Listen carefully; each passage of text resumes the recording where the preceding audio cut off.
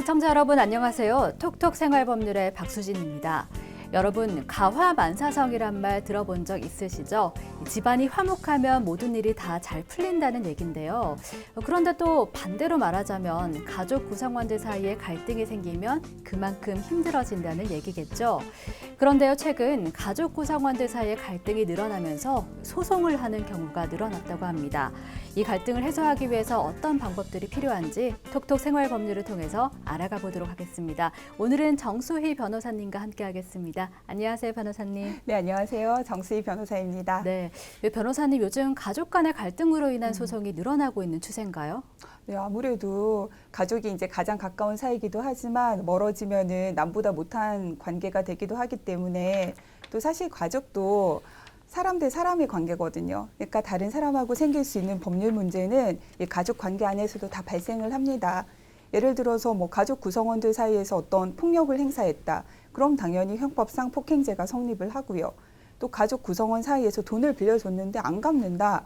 그러면 민사상 대여금 청구 소송도 발생을 하게 됩니다. 하지만 이제 가족 관계다 보니까 약간의 특수성은 있어요. 종전에 의해서 보면은 이런 폭력이 발생을 했지만 그 정도가 심하지 않다면 일반 형사 절차로 막바로 가지 않고 가정보호 사건으로 분류가 돼서 가정법원 관할안에서 절차를 진행하기도 하고요.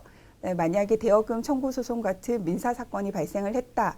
그렇다 하더라도 우선은 조정을 한번 거쳐가지고 가족 간에 어느 정도 합의 여지가 있는지 타진하는 것이 일반적입니다. 네, 요즘 뉴스를 보면은 이 가족 간의 갈등으로 인해서 사건, 사고가 많이 발생하는데요. 가족 구성원 서로가 조금씩 양보해서 소송으로까지 가는 경우가 없었으면 하는 생각이 듭니다.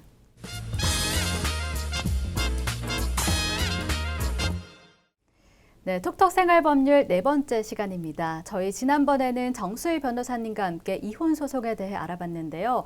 협의 이혼과 재판 이혼, 친권과 양육권까지 다양한 주제에 대해 알아봤습니다.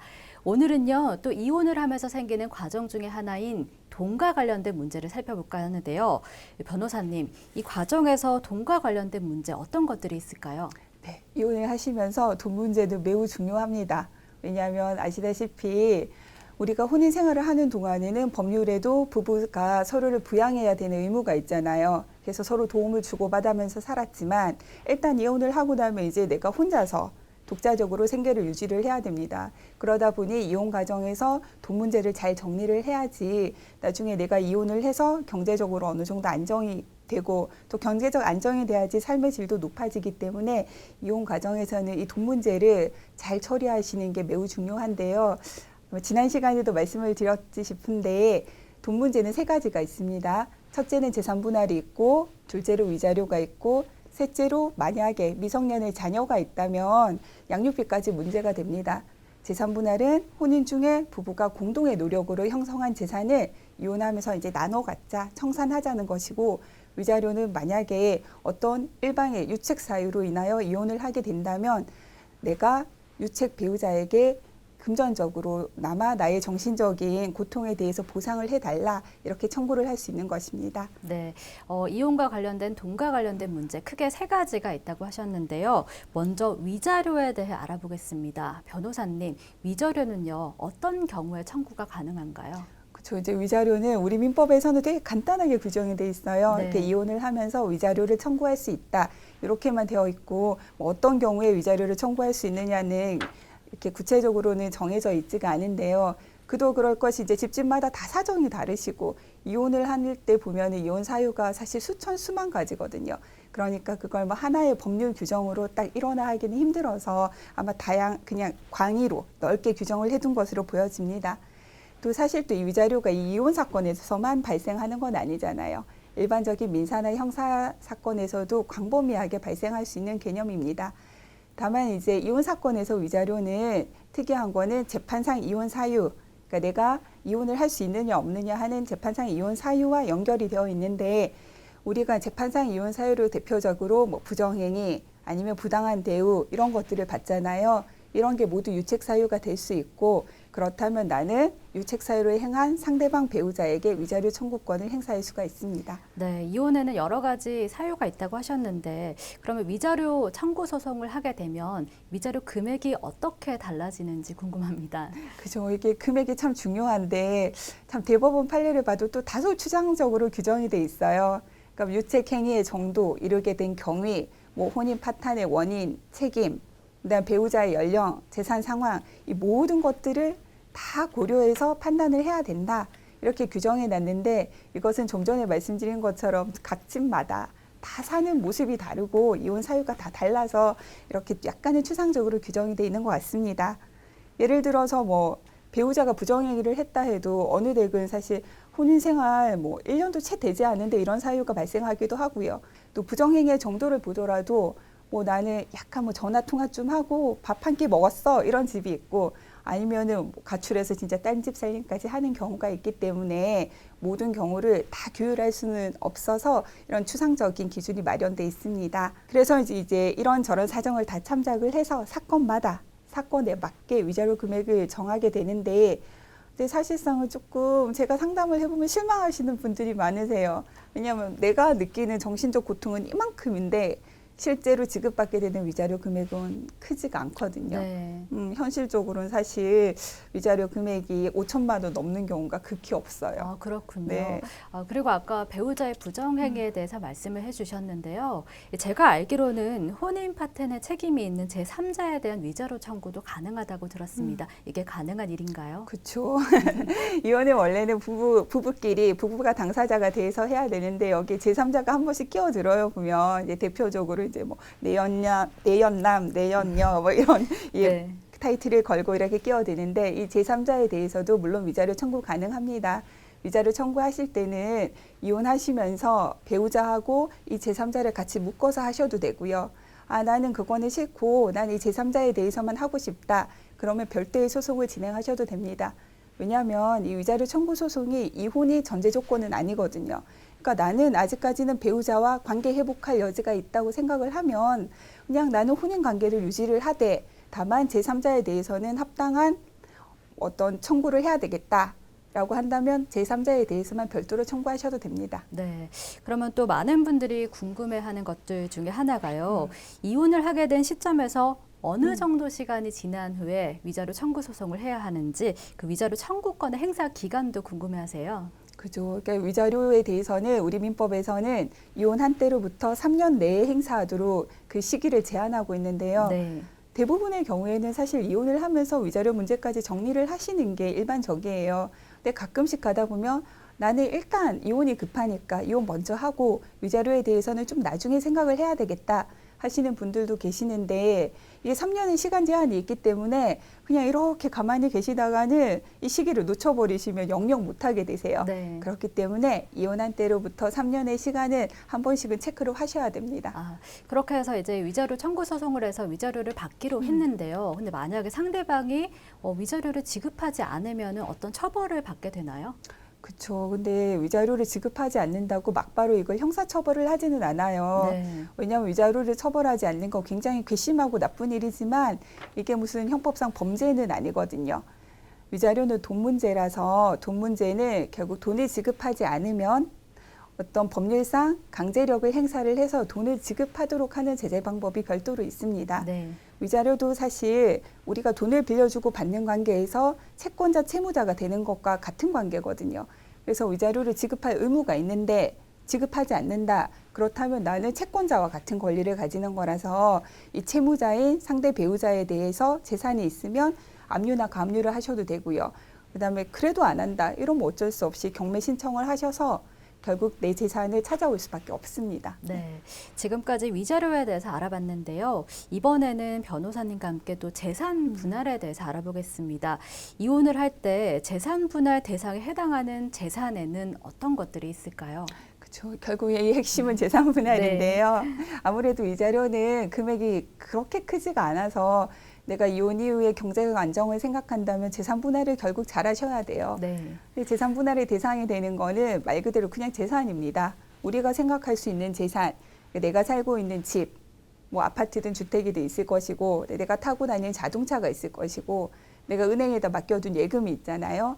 매달 꼬박꼬박 내는 보험도 있어요. 네. 주식하는 사람이면 주식도 있겠죠. 이 모든 것들이 다 분할 대상인 재산에 포함이 됩니다. 근데 여기서 하나 확인하셔야 될 게 보통 이렇게 생각하시는 분들이 계세요. 그냥 내 거는 내 거고 상대 배우자 거만 갖고 와서 분할하는 거 아니에요? 이렇게 하시는 분들이 계시는데 그게 아닙니다. 재산 분할할 때는 내 명의든 상대의 명의든 상관없이 일단 재산을 다 꺼내서 거기에서 소극 재산, 빚이죠. 빚은 싹 빼고 그러면 남는 알맹이가 있잖아요. 그 순재산이라고 표현하는데 그 순재산을 결국 몇 대 몇으로 나눠 가질 것인가 이렇게 정하는 것입니다. 네, 보통 재산이라고 하면 부부 생활을 하면서 같이 형성된 경우가 많은데요. 그런데 변호사님, 이 상속받은 재산이나 퇴직금도 재산 분할에 해당하는 재산인가요? 그렇죠. 많은 분들이 몹시 억울해하시는 재산이죠. 네. 상담을 해보면은 이 상속 재산에 대해서는 다들 억울해하세요. 이거는 왜냐하면 내 부모가 나를 보고 준 거지, 내가 나랑 같이 사는 나의 남편인 아내를 보고 준 게 아닌데 도대체 그들이 한 게 뭐 있다고 이것까지 내가 다 꺼내가지고 분할을 해줘야 되냐 몹시 억울해 하시는데. 네. 근데 어쩔 수 없이 상속 재산도 원칙상은 재산 분할 대상에 포함이 됩니다. 네. 왜냐하면은 취득하는데 배우자의 기여도 없는 건 맞아요. 물려받은 재산이 상속이나 증여로 오는 것이 배우자가 잘해서 주는 건 아니거든요. 그건 맞는데 유지의 기여도라는 게 있습니다. 네. 왜냐하면 나는 배우자랑 결혼 생활을 했고 그러면 가정 경제도 공동으로 이끌어 갔는데 뭐 어쨌든 배우자가 미우나 고우나 살림을 잘 살았기 때문에 내가 상속받은 재산을 처분하지 않고도 우리 집이 잘 유지가 됐다. 네. 배우자의 유지의 기여도도 인정을 해줄 수밖에 없는 것이지요. 그다음에 또 억울해하시는 부분 하나 더, 퇴직금. 그죠? 퇴직금을 내가 회사 다녔어요. 네. 내가 회사 다녀가지고 적립한 건데 이것도 재산 분할에 넣어가지고 나눠 가지는 건 다소 억울하게 느껴지실 수 있는데 이것도 원칙상 포함이 됩니다. 그래서 이제 당연히 퇴직을 해서 이미 퇴직금을 돈의 형태로 수령하신 경우에도 포함이 되고 아직 수령은 안 했고 나는 회사에 계속 다니고 있는 경우에는 이혼한 시점에 예상되는 퇴직금을 계산을 해서 그것을 분할 대상으로 넣게 됩니다. 한 가지 더 주의하셔야 될 거는 요즘은 빚도 많이 문제가 돼요. 네. 사실상 적극 재산도 문제가 되지만 이 빚을 어떻게 잘 나누냐도 문제가 되거든요. 이혼하시면서 청산의 대상이 되는 빚은 일상 가사에 관련되는 빚만 나눠서 이제 가시는 거예요. 예를 들어서 생활비나 아니면 아파트를 내가 사는데 담보대출을 냈다. 이런 건 당연히 나눠 가셔야죠. 그런데 그게 아니고 똑같이 아파트 담보대출을 내도 왜 상대방 몰래 내서 이걸 도박 자금으로 내가 썼다.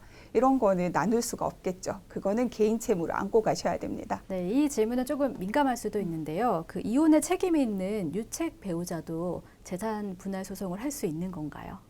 그죠. 이게 참 억울하실 것 같은데 사실 유책 배우자도 네. 재산 분할 청구는 가능합니다. 자기가 이혼의 책임이 있는데도요? 그죠. 네. 이게 그냥 생각해 보면 아니 그 사람 때문에 우리 혼인 관계가 파탄이 됐고 없으면 멀쩡하게 우리 잘 살았을 텐데 무슨 재산까지 나눠 가져야 되냐 억울하실 텐데 이거는 위자료하고 재산 분할이 서로 개념이 다르기 때문입니다. 네.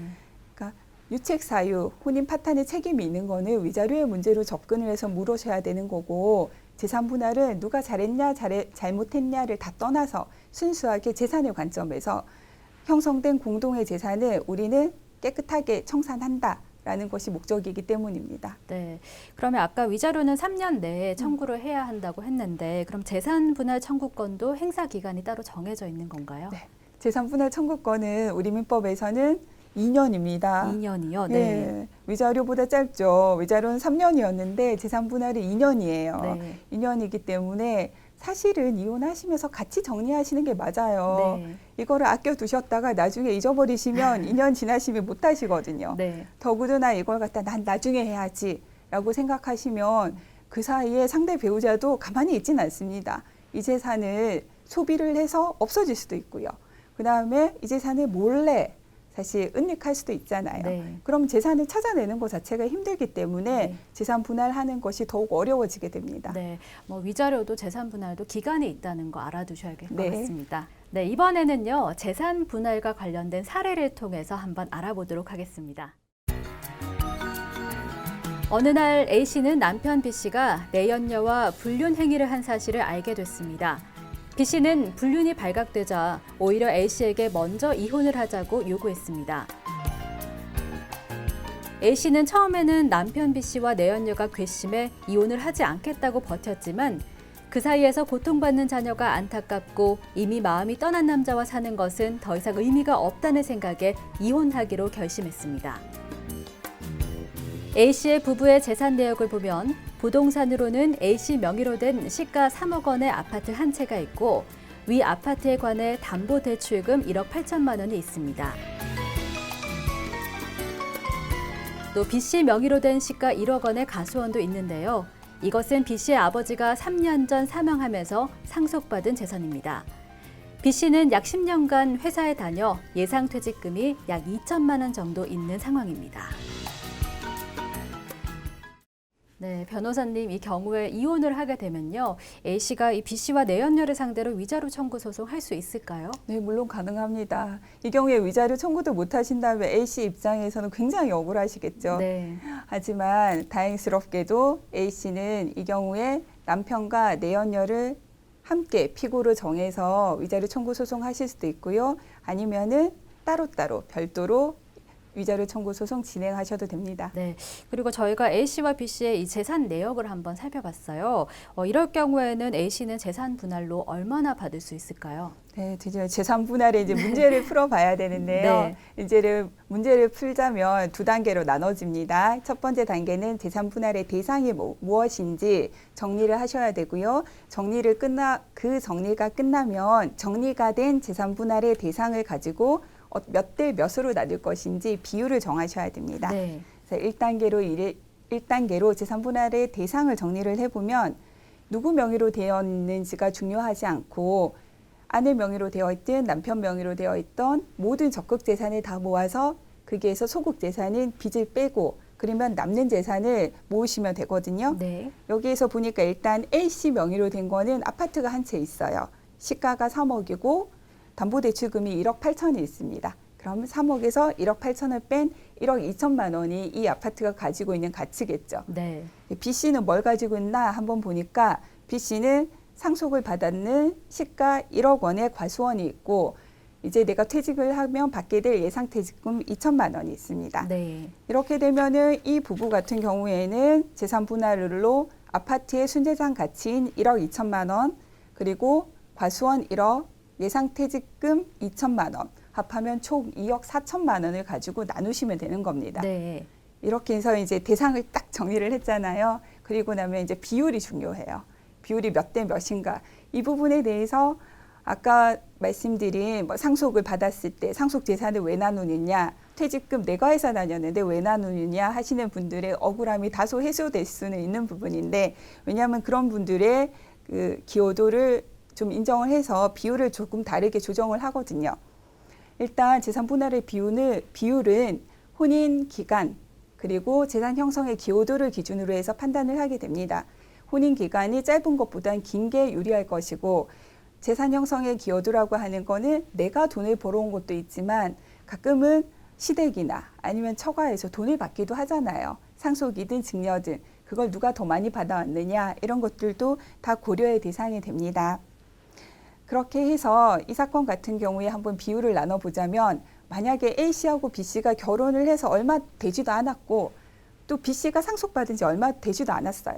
그럼 사실 A씨가 이 재산 유지하는 데 크게 기여하신 건 없으시거든요. 네. 그렇게 되면 재산 분할 비율이 3대 7 아니면 4대 6 이런 식으로 조정이 될 거고요. 그렇지 않고 혼인 기간도 상당히 기세요. 그리고 상속도 옛날에 받아서 이건 A씨의 유지의 기여도를 인정을 해줘야 되는 사건이에요. 그러면은 대부분의 재산 분할의 비율이 50대 50까지 올라오게 됩니다. 그러니까 이 경우에는 2억 4천만 원의 재산을 50%씩, 그러니까 1억 2천만 원씩 나눠 가시는 형태로 아마 정리가 될 것으로 보여집니다. 네. 변호사님, 그런데 또 궁금한 게 하나가 있습니다. 만약에요, 이 A씨와 B씨 사이에 미성년자 자녀가 있다면요, 법률적으로 어떤 변화가 발생할까요? 그렇죠. 미성년의 자녀가 있는 경우에는 지난 시간에 잠깐 언급은 드렸지만 일단 친권 행사자와 양육자를 누구로 지정할 것인가 하는 문제가 발생을 하게 됩니다. 네. 그러면은 내가 양육자로 지정을 받았다. 그렇다면 미성년자를 양육하는데 당연히 돈이 들잖아요. 그러면 이 양육비를 어떻게 정할 것인가 하는 문제가 발생을 하게 되는데 아무래도 자녀의 연령이 높아지면 높아질수록 교육비가 많이 들기 때문에 양육비의 비중도 높아질 것이고 네. 결국 부모의 소득에 따라서 자녀의 양육비도 결정이 되는데 아무래도 저소득보다는 부모의 합산소득이 고소득 구간에 있는 경우에는 자녀의 양육비도 높은 쪽으로 결정이 되게 됩니다. 자녀의 양육비 같은 경우에는 부부가 함께 다 부담을 하셔야 되는 거예요. 네. 그러니까 내가 양육자로 지정이 되어서 내가 양육을 하니까 나는 양육비를 안 낸다 이런 개념으로 접근하시는 게 아니고 만일에 아이의 양육비가 100만 원 정도로 결정이 됐다. 그런데 우리 부부는 보니까 소득이 거의 수준이 비슷하다. 그렇다면 똑같이 50대 50입니다. 네. 내가 50만 원 부담하는 것이고 그러면은 비양육친도 50만 원을 부담하는 것이고 이렇게 되는 겁니다. 비양육친이라고 해서 그 100만 원 전부에 대해서 청구할 수는 없습니다. 네, 그런데요, 저는 또 하나 궁금한 게요. 얼마 전에 뉴스를 봤는데 양육 소송을 해서 법원에서 남편에게 얼마를 지급하라고 판결이 났는데 이분이 돈을 지급하지 않아도 처벌의 대상이 아니라고 들었습니다. 맞습니까? 그러니까 그런 분들이 참 문제가 돼요. 네. 아니 무슨 자식이 사랑으로만 크는 게 아니잖아요. 우리가 그렇게 아름답게만 키울 수 있는 환경이 아니고 자녀를 키우는 데는 결국 부모의 양육 의무는 돈하고 직결되는 겁니다. 네. 애도 먹어야 살잖아요. 학교 가서 배워야지 아이가 제대로 성장할 수 있는 거고요. 근데 그렇게 양육비를 지급하지 않는 어머니든 아버지든 상당히 문제가 있습니다. 네. 문제가 있고 나중에 가면 그런 분들이 나중에 가서 자녀의 효도를 바랄 수는 당연히 없겠죠. 근데 여기에서 문제가 되는 게 아직까지 우리나라에서는 그렇다 해서 그분들이 형사처벌할 수 있는 규정은 없습니다. 네. 왜냐하면 형법상 범죄는 아니거든요. 하지만 양육비에 대해서 또 그렇다고 해서 또 쉽게 포기하실 것도 아니에요. 왜냐하면은 법원에서도 여러 가지 제도들이 있거든요. 예를 들어서 만약에 비양육친이 직장 생활을 하는 사람이다. 그럼 진짜 양육비는 반드시 받을 수 있습니다. 왜냐하면은 직접 이행 명령 제도가 있기 때문에 양육자가 만약에 비양육친이 양육비를 지급하지 않는다.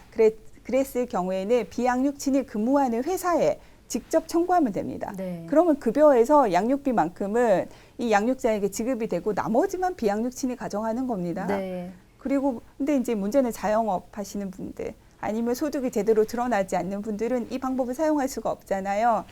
그래서 정말 좀 굉장히 하여튼 경우가 나쁘신 분들은 감치까지 가능합니다. 네. 감치 신청까지 안 하셔서 그런 거지. 네. 감치 신청까지 하시면 유치장에 구금하시는 것도 가능하세요. 네. 그러면 사실 다 지급을 하시지요. 네. 이런 제도가 있다는 것도 더 잘 네. 알아두셨으면 좋겠습니다.